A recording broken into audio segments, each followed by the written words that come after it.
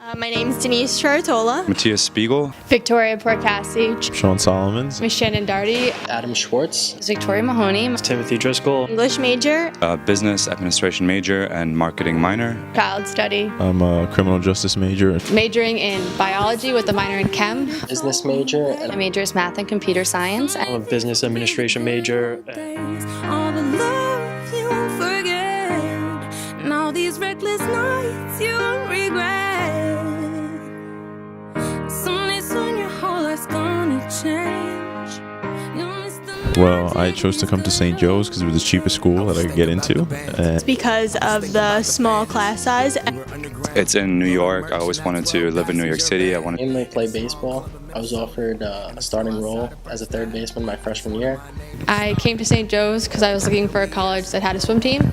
It was such a local school, and I saw it was very similar to the high school I went to. Well, if you ask Rizzo, I came to St. Joe's because he recruited me, but I don't know if I would consider answering an email 6 months later as recruitment. I actually transferred to St. Joe's in my sophomore year and chose to come here because of Danielle, the softball coach, and just the whole program that she talked about when I first came here to visit and take a tour of the school. As one of the tennis coaches recruited me to come here.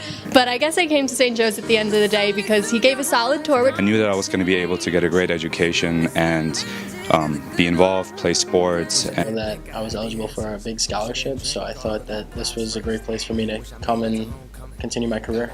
And I was looking for a school with a good child study program where I could play basketball and really enjoy myself, and that had small class sizes. I got recruited for basketball, and I ended up coming to school for free. So I was like, well, can't pass that up. I just felt like it was a really welcoming atmosphere, and it was kind of similar to my high school, and I really liked that. Very small, so it was very easy to make personal connections with not only other students, but faculty, staff, teachers. these will be the good old days. All the love you won't forget, and all these reckless nights you won't regret.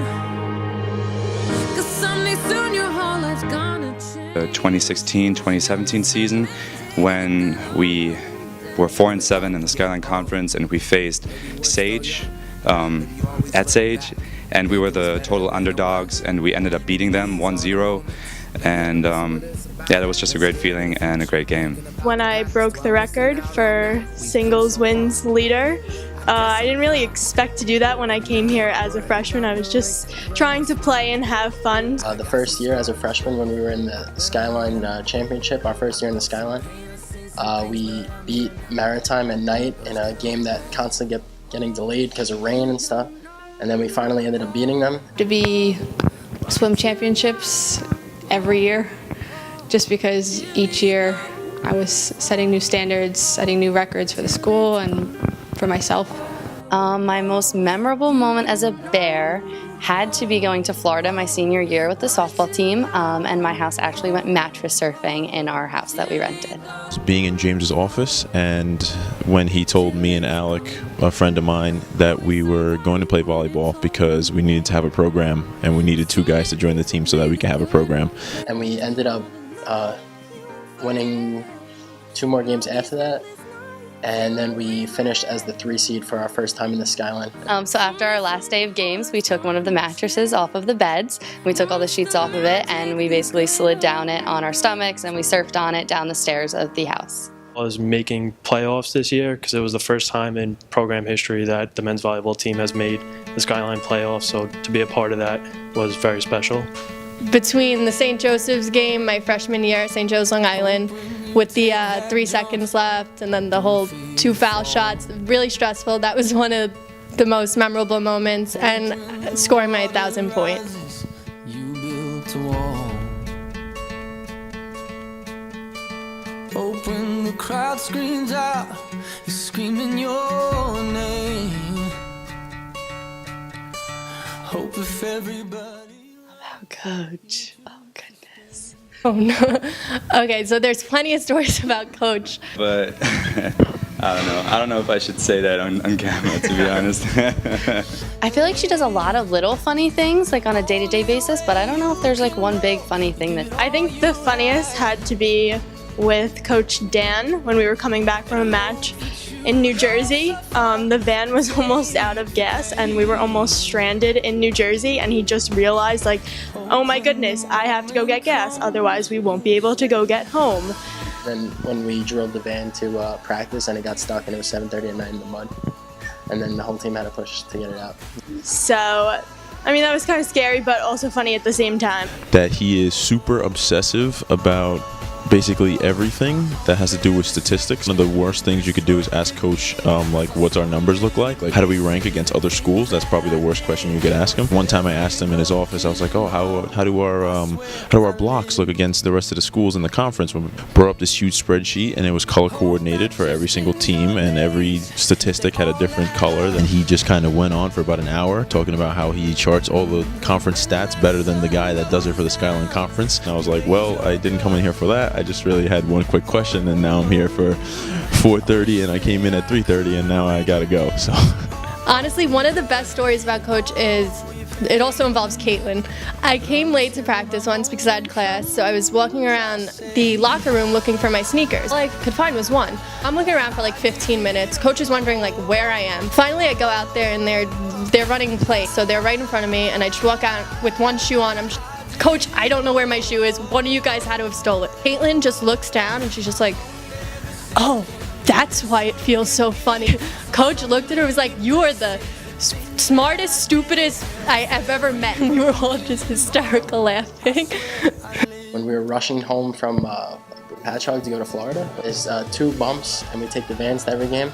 We went about full speed over the bump, and me and Truden were sitting in the back, banged our heads completely, went flying in the back row, hit our head very hard, and then we had to get to the airport. Thought we had concussions. We didn't get checked, so we were good. And then having 3 hours of rest, and then playing in Florida the next day. Probably one that comes off the bat is last year. Came in with some weird like facial cut, like he had a full beard, and then I think he came in with like a Fu Manchu, and it just looked terrible.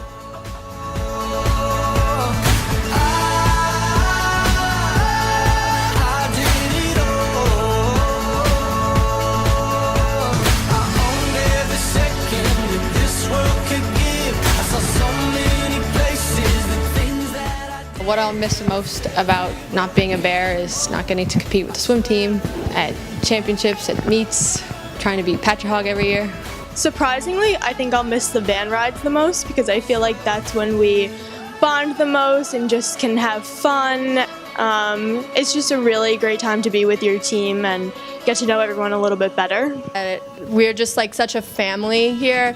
And especially the basketball team, this team especially last year, we've just bonded so much, and everyone enjoyed each other's company, and we just all genuinely liked each other, including the coaches. Like, the whole coaching staff's really amazing. All I miss most, probably all the relationships and actually being out on the court every day with some of my best friends and some of my brothers. That's one thing that I'll cherish.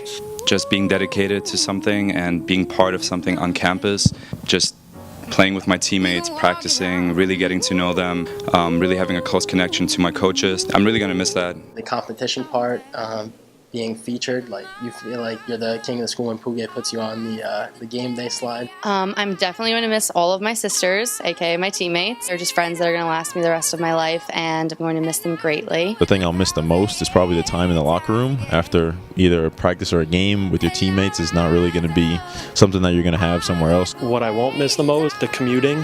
Whether I drove or took public transportation, there's just always problems. I may not miss hitting softballs into the windows in here and getting in trouble for breaking glasses, but that wasn't me again. What I won't miss most is the 4 to 5 hour practices for 6 days a week the last 2 years.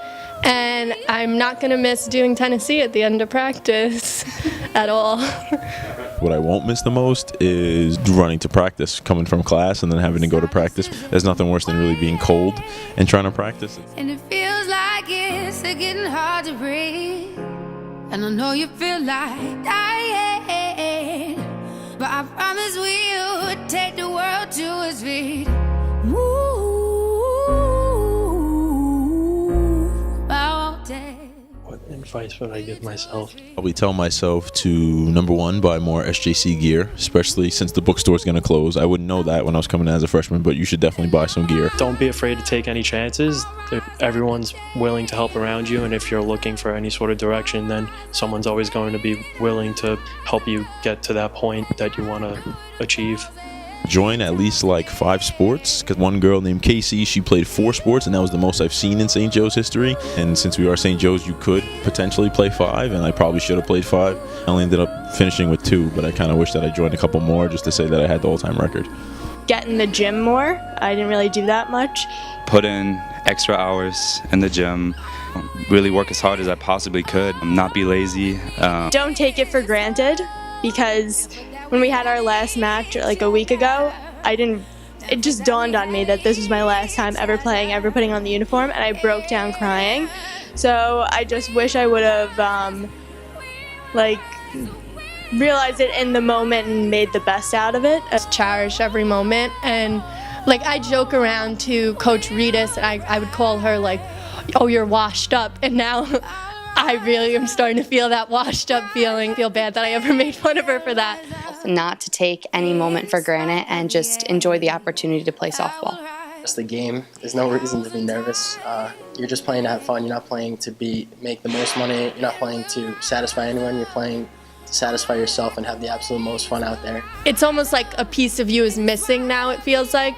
I mean, I know you're going to move on to better things and bigger things, but it'll always be something that I hold close to my heart. Really try to bond with the senior athletes on my team, really get close with them and learn from them. Just the game at the end of the day, and you only have a certain amount of time to play it before you enter the real world, so just go out there and have fun. Once a bear, always a bear. Once a bear, always a bear. Once a bear, Always a bear. Once a bear, always a bear.